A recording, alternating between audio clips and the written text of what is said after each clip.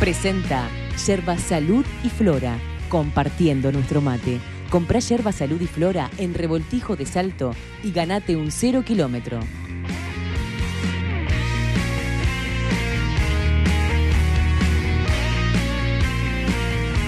Vamos a hablar sobre propuestas educativas en las cárceles a raíz de que se está desarrollando un debate en Uruguay desde ayer y hasta mañana.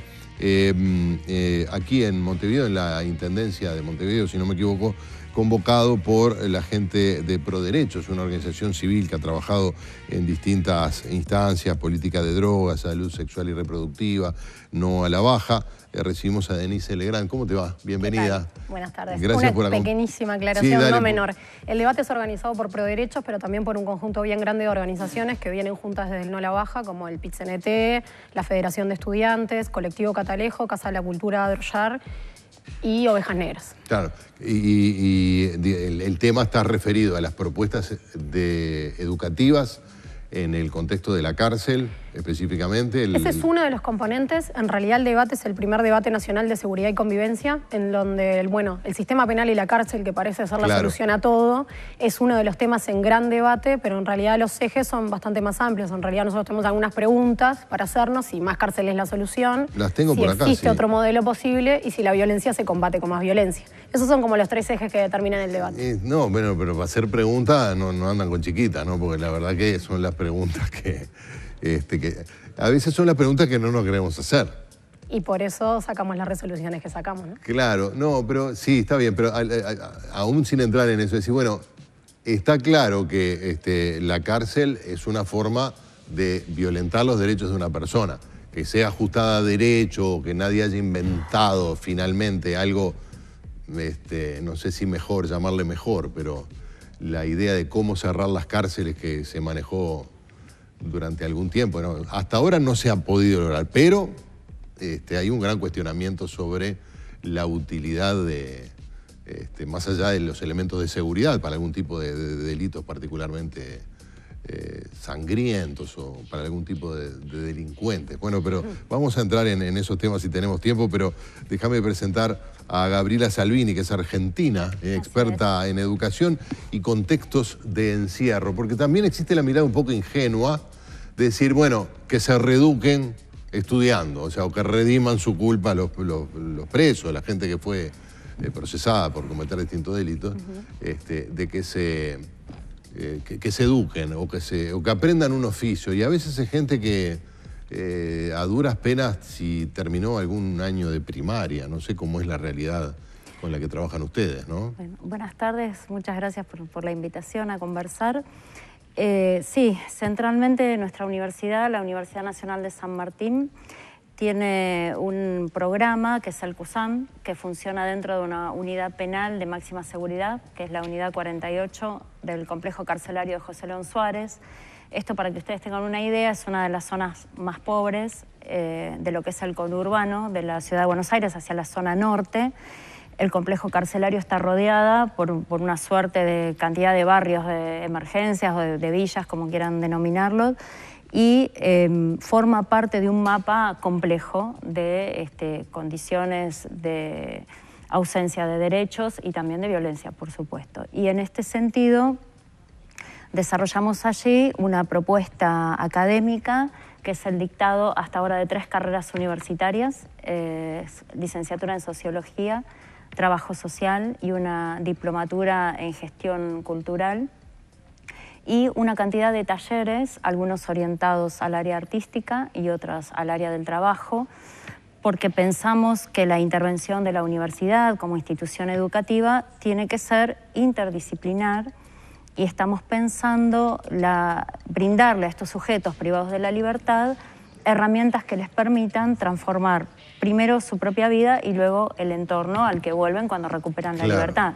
El viejo problema, ¿no? Exactamente. Cuando vuelven y se encuentran con las mismas tentaciones, los mismos problemas, a veces agudizados, ¿no? ¿Y cómo ha sido esa experiencia? ¿Cuánto tiempo lleva? Esta experiencia se pone en marcha en el 2009 a partir de la firma de un convenio entre nuestra universidad y el Servicio Penitenciario Bonaerense. Nosotros en Argentina el Servicio Penitenciario está dividido en federal y en bonaerense. Sí. Nosotros trabajamos en provincia Y se pone en marcha entonces en el 2009, hasta la fecha tenemos 5 graduados en sociología, algunos ya en etapa de escritura de tesis, y hasta ahora... ¿Que siguen presos? Algunos siguen detenidos y otros ya están en libertad y trabajando en distintos ámbitos de la universidad en algunos casos. Hasta ahora ha sido una experiencia muy rica y enriquecedora. Nosotros tenemos una oferta académica que está abierta tanto a los privados de la libertad, que son hombres de la Unidad Penal 48, a las mujeres que están privadas de la libertad en la Unidad Penal 46 y otros hombres de la Unidad Penal 47. Y también pueden estudiar con nosotros empleados del servicio penitenciario. De manera que lo que se produce en ese espacio educativo, en los espacios áulicos, es lo más parecido a la convivencia que se da en un aula de la universidad en la calle, digamos. El espacio áulico, es decir, hay aulas en la cárcel. Esto me parece tan obvio, hay que señalarlo. Y hay un espacio donde el detenido sale de su celda, va a un lugar donde estudia, donde tiene... Sí. En nuestro caso particular, el servicio penitenciario cede mediante convenio un espacio edilicio que estaba en desuso. Dentro del complejo. A partir de ese momento, en ese espacio edilicio rige la autonomía universitaria, es decir, que los guardias, los empleados del servicio penitenciario solo ingresan a estudiar en su calidad de estudiantes. Y nosotros nos gusta decir un pequeño campus, donde hay un edificio con algún espacio verde, que estamos ahora ampliando las aulas, y ahí tenemos aulas, aula de informática, una pequeña radio y los espacios donde funcionan los talleres, el de pastelería, el de encuadernación, bueno, una serie de ofertas vinculadas con el trabajo. Denis, ¿hay algo de eso que se haga aquí en Uruguay, de ese nivel o de esa dimensión? Sí, en Uruguay aún la universidad en las cárceles o las personas sistematizadas que salgan a trabajar a la universidad es un debe. Sí, lo que hay es distintos tipos de proyectos. También, por ejemplo, el Instituto Nacional de Rehabilitación logró este año terminar de concretar el llevar la educación primaria y secundaria a todas las cárceles. Y después hay puntualmente varios esfuerzos de organizaciones sociales o programas que ingresan a las cárceles de alguna manera para aportar, y también en el entendido, o finalmente en el entendido, que las cárceles también son instituciones en las que se puede intervenir, ¿no? Que a veces parecen espacios como tan cerrados. En realidad, muchas veces es una forma de derribar los muros e ingresar de alguna manera. Claro, pero acá tenemos, en la experiencia que contaba Gabriela, es que el sistema carcelario, el servicio penitenciario, tiene un rol fundamental. Para empezar, tiene que haber las autoridades del servicio carcelario apoyar. Segundo, habilitar espacios. Se trabaja en ese sentido aquí también. Sí, tanto el INR, bueno, el que puedo hablar más que nada del caso particular nuestro. Nosotros trabajamos en un proyecto que se llama Nada crece a la sombra. Nada crece a la sombra fue la canción del No a la Baja en su momento. Y en ese marco de No a la Baja, en ese marco de reforma o de intento de reforma para bajar la edad de imputabilidad penal, decidimos intervenir en las cárceles para empezar a trabajar también desde el lugar del contexto de encierro, ¿no? Entender un poco más la realidad de las personas privadas de libertad, y también entendimos que el No a la Baja, si bien era de alguna manera fue un hito, no alcanzaba, ¿no? No alcanzaba con no bajar la imputabilidad penal, sino que también teníamos y tenemos una realidad carcelaria que es realmente crítica. Entonces, en ese entorno ingresamos al CONCAR, al Femenino y al Punta Rieles, con total acuerdo del INR. El INR es una institución, de nuevo, que es muy permeable y muy abierta a propuestas. Y el año pasado, en el marco de la esencialidad decretada por el gobierno después de la golpiza a los adolescentes, ingresamos en el sistema penal adolescente. También en el INISA, que es un sistema que con sus cosas es una institución también absolutamente permeable a propuestas. Nuevita.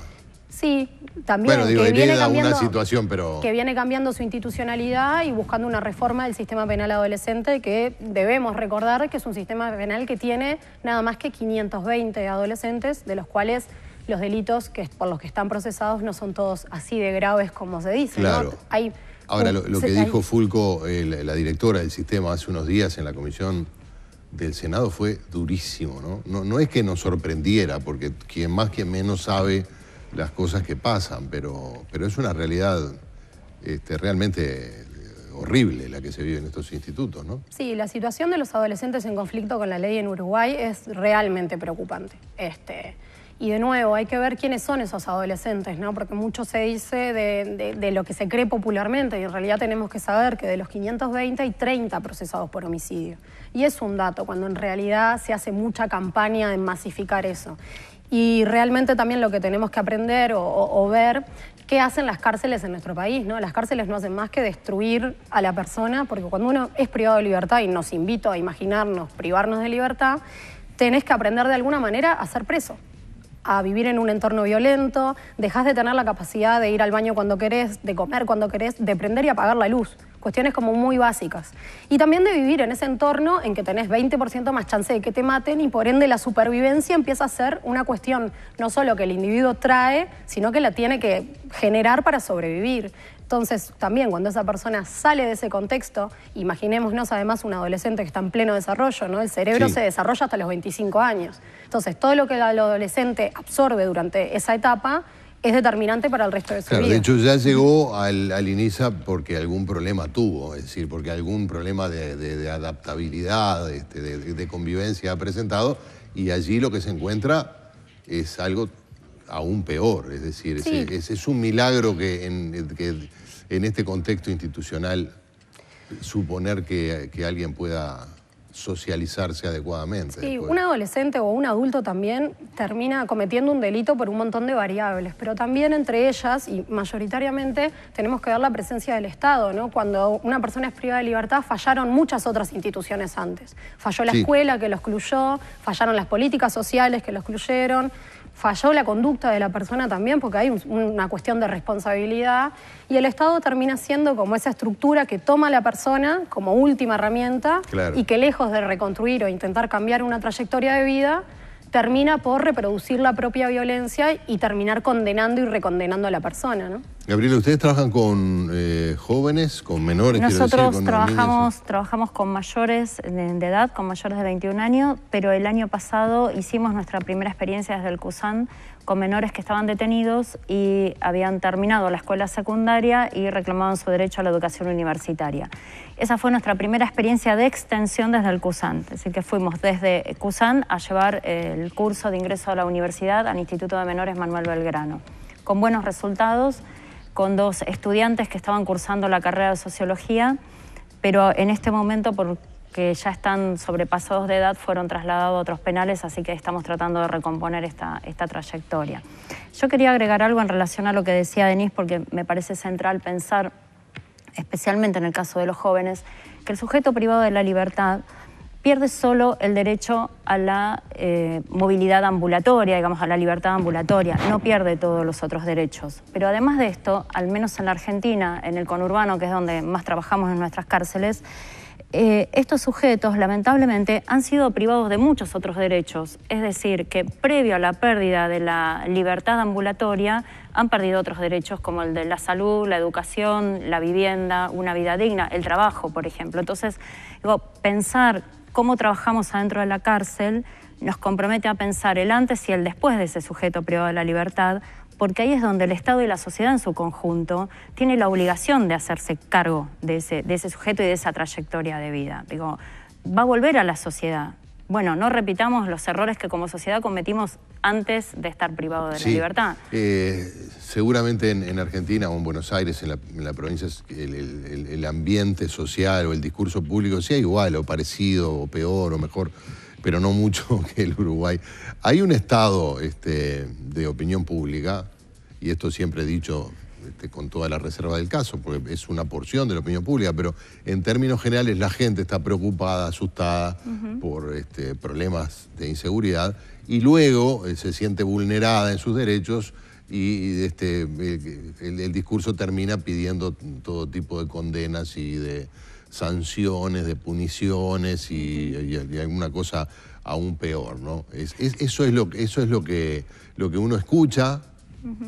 Quiero decir, se escuchan también otras cosas, pero porque eso termina condicionando también luego al sistema político para adoptar posibles soluciones, ¿no? No sé si coincidimos en el diagnóstico. Es decir, hay un discurso, la gente se pone más represiva. Es decir, bueno, no tengo seguridad, me robaron a mi vecino, me robaron a mí, te salí a la calle, me arrebataron la cartera, pues que lo metan preso. Esa es un poco por ser Hay dos cuestiones, al menos en el diagnóstico de lo que pasa en Argentina. En primer lugar, que estamos de acuerdo y entendemos que todo aquel que transgredió una norma y cometió un delito debe pagar la pena que la justicia le imponga. Ahora, las cuestiones de detención, digamos, la situación de detención, las condiciones en las que pasa la pena privativa de la libertad es otra cuestión. Digamos, no estamos diciendo que nadie vaya preso o que si cometió un delito no sea condenado, sino en qué condiciones se cumple esa condena. Eso por un lado. Y por el otro lado, al menos en Argentina tenemos un enorme problema, que es más de la mitad de la población carcelaria está detenida desde hace muchísimo tiempo sin haber llegado nunca a un juicio. Bueno, es decir, acá también. Bueno, sí, es decir, que pasan... sentencia, ¿cuánto? 65% de las personas no tienen condena. Sin sentencia y en algunos casos sin haber llegado ni siquiera a juicio por primera vez. Con lo cual tenemos un alto porcentaje de ciudadanos que están detenidos a los cuales en realidad están erróneamente detenidos. Pero formalmente no se sabe si son inocentes o culpables. ¿Dónde queda la presunción de inocencia entonces? Hay mucho para revisar ahí también. Bueno, también en esto que vos decís hay una cuestión como central, que es la cuestión del miedo. Y el miedo es un sentimiento absolutamente válido. La inseguridad es el tema que más preocupa a los uruguayos. Nos preocupa a nosotros también, nos preocupa a todos y todos coincidimos en que obviamente que algo hay que hacer. Las personas no pueden seguir teniendo miedo. 1 de cada 5 uruguayos no sale a la calle porque tiene miedo ni hace uso de los espacios públicos. También, por otro lado, lo que tenemos que ver que ese miedo tiene que ser dimensionado como una sensación y no como un constructor de políticas. Entonces, en la medida que por el miedo nosotros cobramos al grito y hacemos la responsabilidad en la cárcel, cuando la cárcel termina siendo un complot para la propia seguridad, porque cuando esas personas salen, porque por suerte todavía no nos estamos proponiendo la pena de muerte, pero en cualquier momento, aunque en Estados Unidos está y tampoco disminuyeron los delitos. Entonces, en la medida que sigamos pensando que la cárcel puede llegar a ser la solución a algo, tampoco estamos contribuyendo a bajar ni ese miedo ni esa inseguridad. Tenemos cada vez más delitos, tenemos cada vez más personas privadas de libertad, entonces hay algo ahí que está fallando, porque tampoco tenemos las instituciones carcelarias que se merece una sociedad. Y no que se merecen las personas privadas de libertad, sino una sociedad. Claro, las personas que son privadas de la libertad, como decía Gabriela, bueno, porque así debe ser, así lo marcan las leyes, porque cometieron un delito, luego se encuentran con una realidad existencial que las hace, si entraron violentas, probablemente más violentas. Y si despreciaban la vida del prójimo afuera, luego de que adentro tienen que hacer cualquier cosa, literalmente, para sobrevivir, es muy difícil que salgan mejores, ¿no? Pero eso es responsabilidad de la sociedad, porque hay que dotar de recursos, de políticas, de técnicos, etcétera. Perdón, y también de la pérdida del miedo en relación a lo que decía Denis, porque el miedo inmoviliza. Cuando construimos prejuicios y a partir del miedo lo que construimos son muros más altos de los que tienen las prisiones. Entonces, las instituciones educativas, y desde este lugar es donde yo vengo a hablar hoy, creo que nos debemos una tarea que es la de traspasar esos muros y hacerlos más permeables para el resto de la sociedad.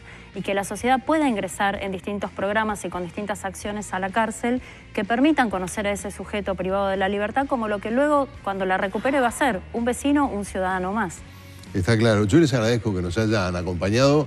Te llevas un yerba Salud y Flora. Excelente. Para viste, la yerba uruguaya es distinta, no tiene tanto palo. Somos muy materos en casa, así que muy bienvenido. Va a ser bien recibida también para Denis, que supongo que ahí en ProDerecho siempre falta yerba, como todo el... Como todas las cosas. Esto termina mañana, se está revisando la Termina mañana, sí. Hoy hay una instancia bien importante que queremos invitar a participar. Hay una mesa específica que es de partidos políticos y seguridad. En este entendido que la seguridad la construimos entre todos. Por ejemplo, ayer estuvieron las personas privadas de libertad, los familiares de las personas privadas de libertad, los familiares de las víctimas, porque en este entorno, en este marco, las víctimas no están teniendo ningún tipo de resarcimiento y es necesario atenderlas, por supuesto. Sociedad civil, academia y gobierno discutiendo. Y hoy específicamente hay una mesa que es de partidos políticos y seguridad, en la que va a estar Álvaro Garcé del Partido Nacional, Germán Cardoso del Partido Colorado, Iván Posada del Partido Independiente y Constanza Moreira del Frente Amplio y Gerardo López de la Unidad Popular, discutiendo sobre los insumos que generó este debate y sobre cuáles son las políticas de seguridad que pueden impulsar los partidos, ¿no? Está claro. Mira, déjame cerrar con esto que escribe Angélica, porque vale la pena, unos segundos más y vamos a la pausa. Dice, buenas tardes, tengo a mi hijo en el Comcar. El Comcar, ya sabes lo que es. Sí. Está. Y no se dan posibilidades de estudiar y trabajar. Ojalá se pueda implementar, ya que quisiera que mi hijo, adicto a la pasta base, este es otro componente que aparece, las adicciones, que hacen todavía más complicado el tema. ya que quisiera que mi hijo adicto a la pasta base se rehabilite y pueda insertarse en la vida. Es un testimonio que podría ser el de miles de madres o padres o hermanos o esposas. Y es un testimonio que merece atención, ¿no? Y ahí Claro. marca dos puntos bien claves. El tema de la educación. En el CONCAR acceden 500 de los 3.500 personas que están privadas de libertad. Es el centro más grande que tenemos. Falta todavía que 3.000 personas accedan. Y por otro lado, el tema de la salud. Discúlpame, no acceden porque no hay lugar, no acceden porque no quieren. Los cupos hoy son de 500 personas. O sea que, se han ido aumentando claro, a lo largo del tiempo. Es un desafío bastante grande montar la educación en las cárceles. Claro.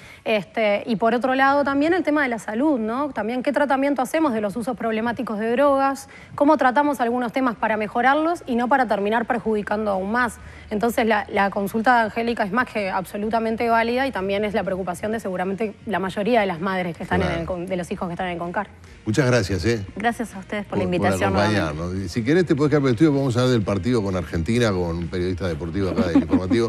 Roberto Moar va a estar en contacto con nosotros, está en Mendoza, por supuesto. Hacemos una pausa y volvemos con el contacto con Roberto. Presentó Yerba Salud y Flora, compartiendo nuestro mate. Comprá Yerba Salud y Flora en Revoltijo de Salto y ganate un 0 kilómetro.